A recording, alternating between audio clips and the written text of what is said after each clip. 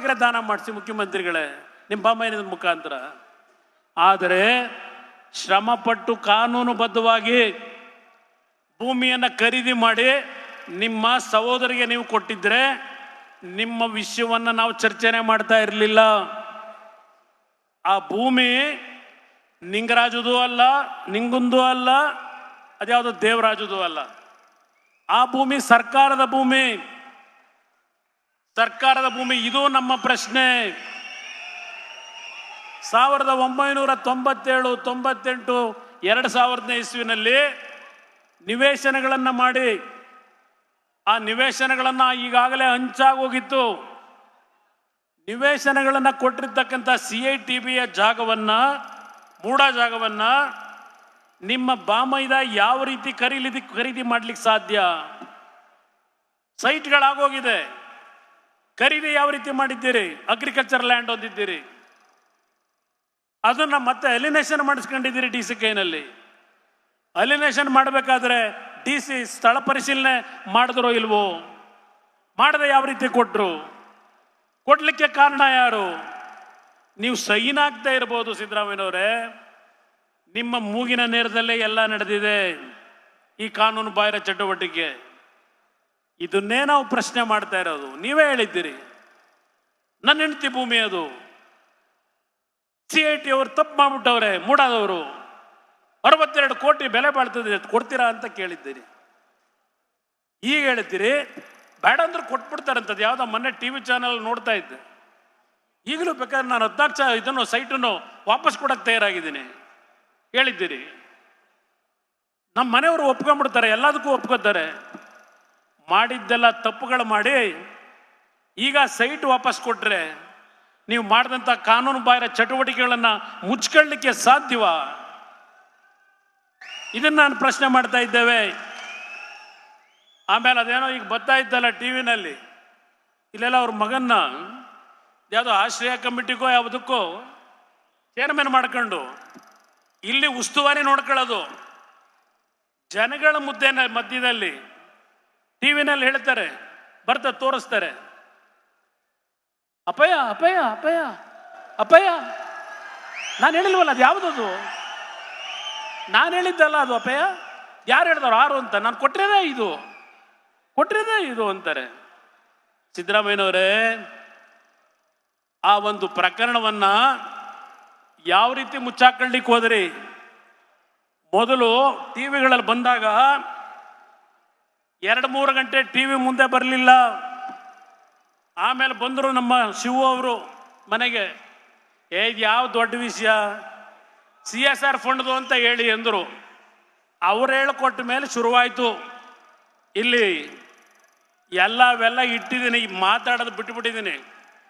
ಇದು ಏನೇನು ಮಾಡಿದ್ರು CSR ಫಂಡ್ ಕತೆ ಎಲ್ಲ ಇಲ್ಲೂ ದಾಖಲೆ ಇದೆ. ಇದು ಒಂದು ದೊಡ್ಡ ಫ್ರಾಡಲೆಂಟ್ ಡಾಕ್ಯುಮೆಂಟ್. ಇದು ಸಿದ್ದರಾಮಯ್ಯನವ್ರದ್ದು ಫ್ರಾಡಲೆಂಟ್ ಡಾಕ್ಯುಮೆಂಟ್. ಯಾವ ರೀತಿ ದಾರಿ ತಪ್ಪಿಸಿದ್ರು ಪಾಪ. ಅದೇನೋ ಹೇಳಿದ್ರಲ್ಲ CSR ಫಂಡು ಅಂತ ಹೇಳಿ. CSR ಫಂಡು ಇಲ್ಲ, ಅವತ್ತು ಸಾಯಂಕಾಲ ಟ್ರಾನ್ಸ್ಫರ್ ಮಾಡಿದ್ರಲ್ಲ, ಅಪ್ಪ ನಾನು ಕೊಟ್ಟಿದ್ದೆ ಇದು ಅಂದ್ರಲ್ಲ. ಇಲ್ಲಿದೆ ಟ್ರಾನ್ಸ್ಫರು. ಯಾರೋ Vivekananda sub inspector, circle inspector, ಇಲ್ಲೆಲ್ಲ ಮಾಲಾಗಿ ಹಾಕಿದಿರಲ್ಲ. ನೀವು ಯಡಿಯೂರಪ್ಪನವ್ರ ಬಗ್ಗೆ, ಕುಮಾರಸ್ವಾಮಿ ಬಗ್ಗೆ ಚರ್ಚೆ ಮಾಡ್ತೀರಾ? ಎಸ್, ನಾನು ಯಡಿಯೂರಪ್ಪನವರು ಹೋರಾಟ ಮಾಡಿದ್ದೇವೆ. ಮಲ್ಲಿಕಾರ್ಜುನ್ ಖರ್ಗೆ ಅವರ ಪುತ್ರ ಇವತ್ತೇನೋ ಹೇಳಿದ್ದಾರೆ. ನಾನು ನಿನ್ನೆ ದೆಹಲಿನಲ್ಲಿ ಒಂದು ಮಾತು ಹೇಳಿದ್ದಾರೆ ಶಿವಕುಮಾರ್ ಅವರು, ನನ್ನ ಮಗನ ರಾಜಕೀಯದ ಭವಿಷ್ಯಕ್ಕೆ ನನ್ನ ಅಣ್ಣನ ಮಗನನ್ನ ಜೈಲಿಗೆ ಕಳಿಸಿದ್ದೇನೆ ಅಂತ ಹೇಳಿ ನನ್ನ ಮೇಲೆ ಈ ವೇದಿಕೆ ಮೇಲೆ ಹೇಳಿದ್ದೀರಿ. ಆ ತಾಯಿ ಚಾಮುಂಡೇಶ್ವರಿಯ ಸನ್ನಿಧಾನದಲ್ಲಿ ನಿಂತು ಮಾತಾಡ್ತಾ ಇದ್ದೇನೆ. ಮಿಸ್ಟರ್ ಶಿವಕುಮಾರ್, ಯಾವ SM ಕೃಷ್ಣ ಅವರು ಕೊತ್ವಾಲನ್ ಜೊತೆ ಜೀವನ ಮಾಡ್ಕೊಂಡಿದ್ದಂತ ನಿಮಗೆ ರಾಜಕೀಯದಲ್ಲಿ ಜನ್ಮ ಕೊಟ್ಟಿದ್ರು. ಆ ಕುಟುಂಬದ ಒಬ್ಬ ಶ್ರಮಜೀವಿ ಸಿದ್ಧಾರ್ಥ ಅವರ ಮರಣಕ್ಕೆ, ಆತ್ಮಹತ್ಯೆಗೆ ಕಾರಣ ಯಾರು? ಜನಗಳ ಮುಂದೆ ಇಡ್ತೀರಾ? ಇಡ್ತೀರಾ ಇದನ್ನ ಜನಗಳ ಮುಂದೆ? ನನಗಿವತ್ತು ಬರಬೇಕಾದ್ರೆ ಬೆಳಗ್ಗೆ ಯಾರೋ ಫೋನ್ನಲ್ಲಿ ಹೇಳ್ತಾರೆ, ಯಾರೋ ನಿಮ್ಮ ಸ್ನೇಹಿತರೆ, ಸರ್ ನಿಮಗೊಂದು ವಿಷಯ ಗೊತ್ತಿಲ್ಲ, ಈ ಜೇಡ್ರಳ್ಳಿ ಅಂತೇಳಿ ಬೆಂಗಳೂರಿನ ಹತ್ರ ಇದೆ, ಜೇಡ್ರಳ್ಳಿ ಅಂತ ಹೇಳಿ, ರಾತ್ರಿ ಇವ್ರ ಸ್ನೇಹಿತರೊಬ್ಬರು ವಾಸು ಅಂತ ಹೇಳಿ ಇಬ್ರು ಸೇರಿ ನೈಟ್ ಹೋಗೋದು ರಸ್ತೆಯಲ್ಲಿ ಜೇಡ್ರಳ್ಳಿ ಪಕ್ಕದಲ್ಲಿ ರೋಡಲ್ಲಿ. ಇವೆಂತವ ನಿಮ್ಮ ಮ್ಯಾನುಯಲ್ ಇದಾಕಿರ್ತಲ್ಲ ಕವರು, ಆ ಮ್ಯಾನುವಲ್ ಚೇಂಬರ್ಗಳು, ಆ ಮ್ಯಾನುವಲ್ ಚೇಂಬರ್ಗಳನ್ನ ಕದ್ದು ಆ ಗುಜರಿ ಅಂಗಡಿಗೆ ಹಾಕಿ ಹಣ ಸಂಪಾದನೆ ಮಾಡ್ತಾ ಇದ್ದ ಶಿವಕುಮಾರ್, ಈ ಕುಮಾರಸ್ವಾಮಿ ಬಗ್ಗೆ ದೇವೇಗೌಡರ ಬಗ್ಗೆ ಮಾತಾಡ್ತೀಯ? ನನಗೆ ಬೆಳಗ್ಗೆ ಆಶ್ಚರ್ಯ ಆಯ್ತು. ನಮ್ಮ ಬಗ್ಗೆ, ಯಡಿಯೂರಪ್ಪನವ್ರ ಬಗ್ಗೆ, ವಿಜಯೇಂದ್ರನ ಬಗ್ಗೆ ಯಾವ ನೈತಿಕತೆ ಇದೆ? ಪಾಪ ನಿಖಿಲ್ ಕುಮಾರಸ್ವಾಮಿಗೆ ನನ್ನ ಇಲ್ಲಿ ಪ್ರಶ್ನೆ ಮಾಡಿದ್ದೀರಿ, ರಾಜಕೀಯದಲ್ಲಿ ನಾನು ಇದ್ದಾಗ ನೀನು ಹುಟ್ಟೇ ಇರಲಿಲ್ಲ ಅಂತ. ಶಿವಕುಮಾರ್ ನಿಮ್ಮನ್ನು ಕೇಳುತ್ತೇನೆ, ದೇವೇಗೌಡರು ಮೊದಲನೇ ಬಾರಿಗೆ ಶಾಸಕರಾಗಿ ಕಾವೇರಿ ನೀರಿನ ಬಗ್ಗೆ ವಿಧಾನಸಭೆಯಲ್ಲಿ ಚರ್ಚೆ ಮಾಡಿದಾಗ ನೀವು ಜನ್ಮ ತಾಳಿದ್ರ, ಹುಟ್ಟಿದ್ರ? ದೇವೇಗೌಡರ ಆಸ್ತಿ ಕೇಳಿದಿರಿ? ದೇವೇಗೌಡರು ರಾಜಕಾರಣಕ್ಕೆ ಬರೋದಕ್ಕಿಂತ ಮುಂಚೆ ಒಬ್ಬರು ಇಂಜಿನಿಯರ್ ಆಗಿದ್ರು, ಡಿಪ್ಲೊಮಾ ಪದವೀಧರ. ನಿಮ್ಮದೇನಿತ್ತು? ನಿಮ್ಮ ತಂದೆದೇನಿತ್ತಪ್ಪ? ನಿಮ್ಮ ತಂದೆದೇನಿತ್ತು? ಕೆಂಪೇಗೌಡರದು ಹೇಳ್ತಿದ್ರು ನಮ್ಮ ಹಳ್ಳಿಲಿ, ಅದು CD ಶಿವು, ಅದು ಬೇರೆ. ನಮ್ಮ ಹಳ್ಳಿ ಕಡೆ ಹಿಂದೆ ನಾವೆಲ್ಲ ಸಣ್ಣ ಮಕ್ಕಳಿದ್ದಾಗ ನಮ್ಮ ರೈತರು ರಾಗಿ ಭತ್ತ ಬೆಳೆದು ಯಾವೊಂದು ಒಟ್ಲಾಕಿ ಎಲ್ಲ ನಮ್ಮ ಬೆಳೆ ಬೆಳೆದ ಮೇಲೆ ಆ ಭತ್ತ ಮತ್ತು ರಾಗಿ ತೂರಿ ಚೀಲಿಗೆ ತುಂಬಿಸ್ಬೇಕಲ್ಲ, ಆ ತುಂಬಿಸೋಕ್ಕೆ ಕೆಲವರು ಕೂಲಿ ಆಳು ಕರ್ಕೊಂಬರಂತೆ. ಆ ಕೆಲಸ ಮಾಡ್ಕೊಂಬರ್ತಾ ಇದ್ದಂಥ ನಿಮ್ಮ ಕುಟುಂಬ, ದೇವೇಗೌಡರ ಕುಟುಂಬದ ಬಗ್ಗೆ ಚರ್ಚೆ ಮಾಡ್ತಿರಲ್ಲ, ಯಾವ ನಾಲಿಗೆಯಲ್ಲಿ ಮಾತನಾಡ್ತೀರಿ?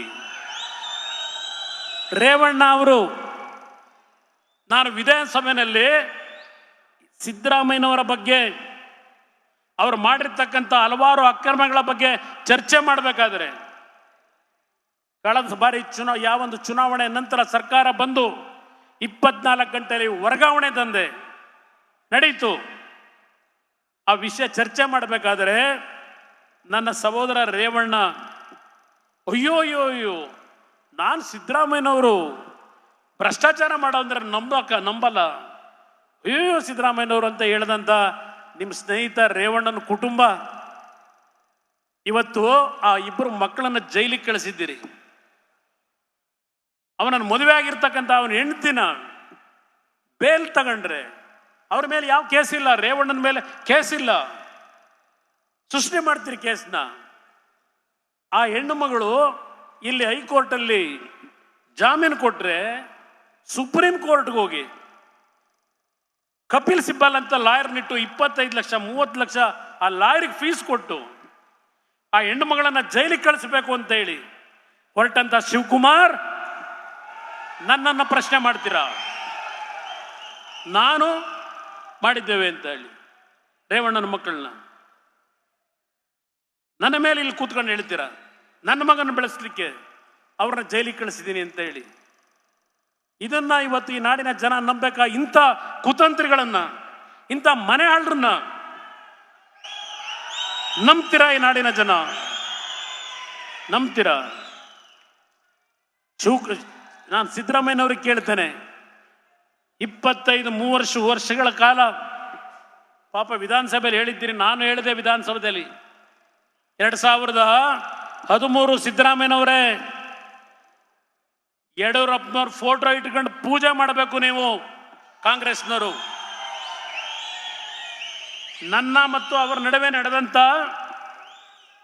ಒಂದು ಅವತ್ತಿನ ವಿರೋಧ ಪಕ್ಷ ಆಡಳಿತ ಪಕ್ಷವಾಗಿ ನಮ್ಮಿಬ್ಬರ ಹೋರಾಟದ ಫಲ ಎ-